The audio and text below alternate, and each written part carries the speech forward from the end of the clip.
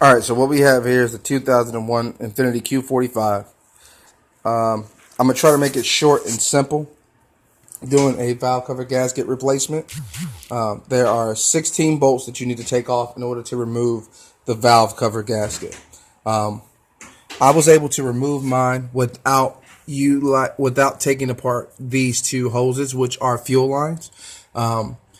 Take in mind as well that when you're taking the valve cover off, they're going to be these little bitty plates. Here, I'll show you on this valve cover. The screws sit in, which are these here. Those actually come off, so they look like that. So be mindful. Some of them are easily able to come off. Some of them don't move at all, or don't want to come off. So what general rule of thumb is go around, and the ones that are easily able to come off, the ones that want to come off, go ahead and pop those off so you don't wind up losing them in the long run. And like I say, again, this is a 2001 Infiniti Q45T. I bought this car with 210,000 miles on it. I put 2,000 miles on it since I bought it, but I also bought it from out of state and I drove it home with an oil leak.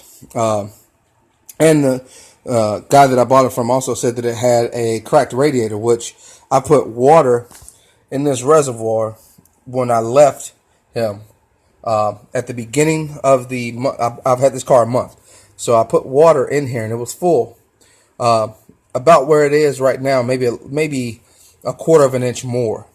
So, and I've noticed no puddles on the ground other than my leaking oil.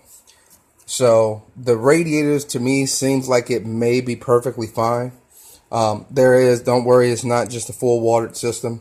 There is actual coolant in the system. I know that because I just replaced the NOx sensors without taking off the dreaded plenum. There is a way to do it. It's a little bit more time consuming.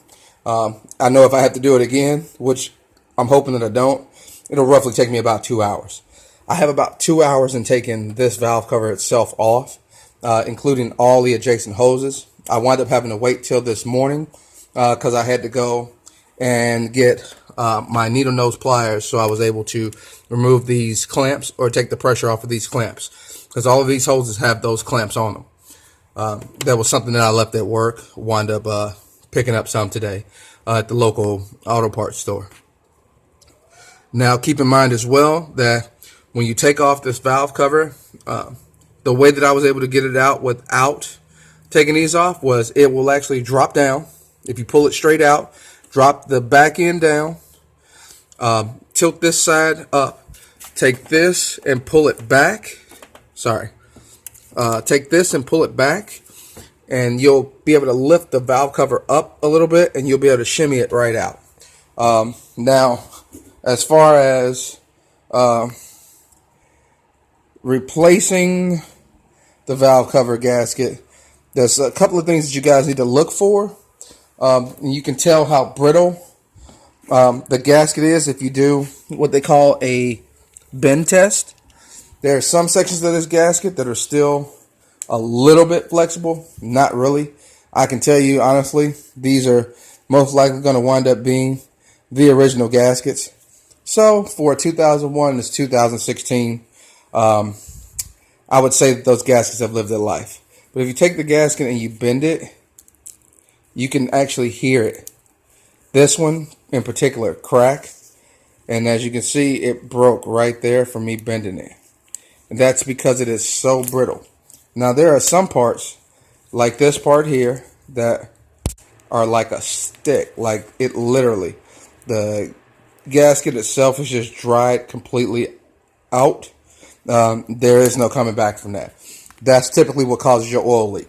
Now, the one thing you don't want to use when taking this apart is a power ratchet, impact wrench, any type of power tool. Don't need it. What I usually recommend and what I've read as well is a 1/4-inch drive. Couple of these here, which are flex bits that I picked up from the local auto parts store as well.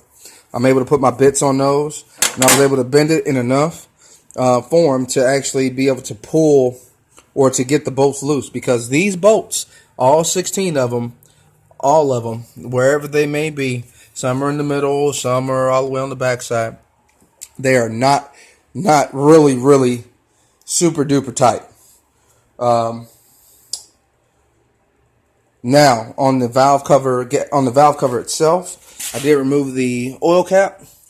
And then there's these, what they call washers or bushings or whatever you want to call them, which are here, all the way around. What I did, rule of thumb, is there are some that are going to be free, that are going to want to just pop right off.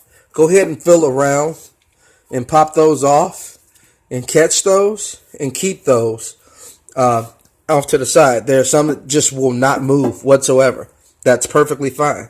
Leave them where they are. And you will be all right. I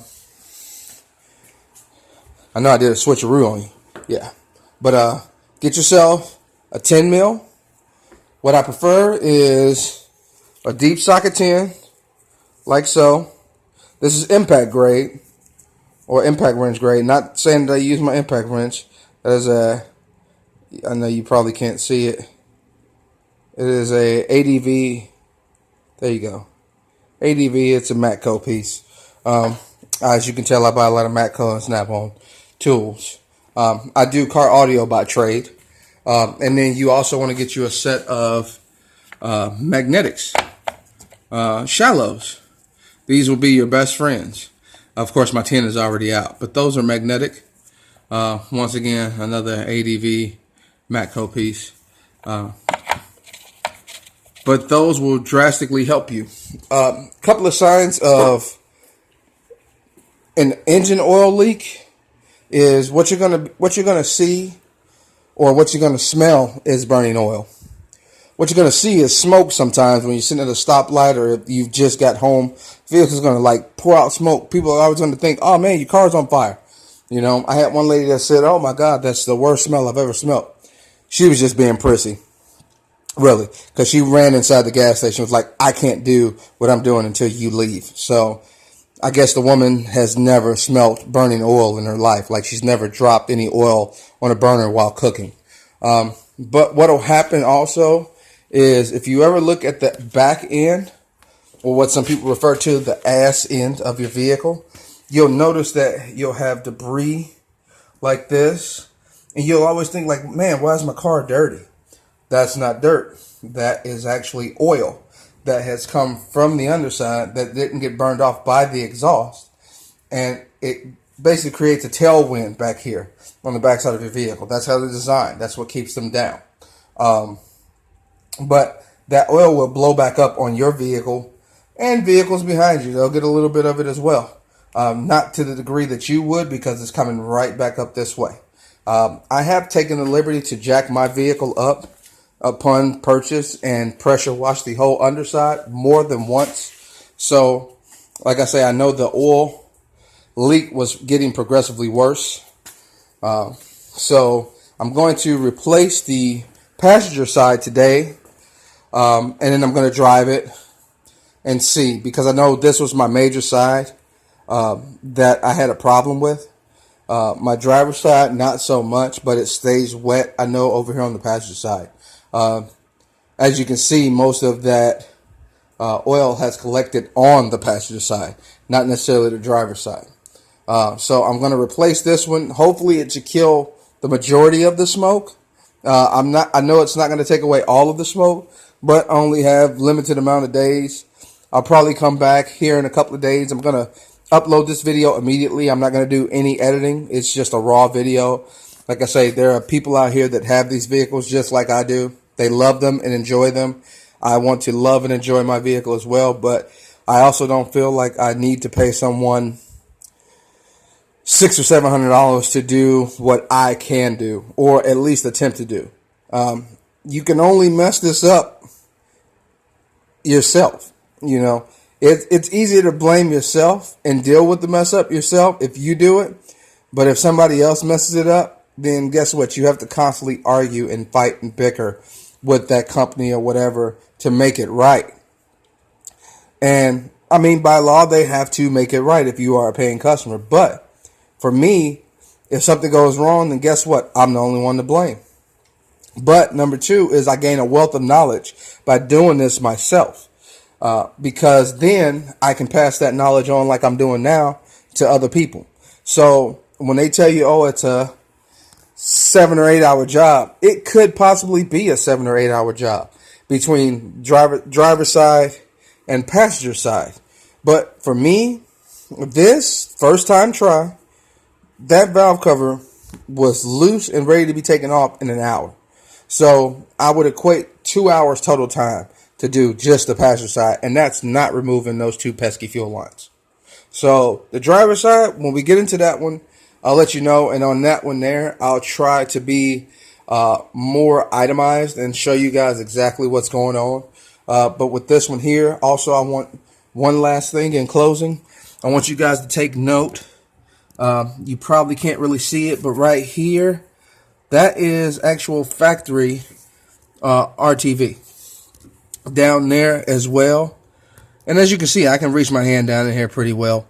RTV there, RTV there, RTV up top. And then there's also RTV on the back sides where those half moons are. Up top, so up here, I don't think you can really see that. You see, up here, so in this area, RTV, that is actually what they call a half moon indentation. The gasket, there's a spot in the gasket for that. There's also RTV all the way down. Let's see, I'm taking you guys in here. Let's go. All the way down here at the bottom, in that small corner. Here, watch this. We're going in. Right down there. Half moon, RTV. All that good stuff. Inspect your spark plug holes. Like I say, you will see a little bit of oil down in there. That in some of them, that is normal. And the reason why is because over the time that gasket has gotten so brittle, you have to think that the rings for your spark plugs are all attached to that same gasket.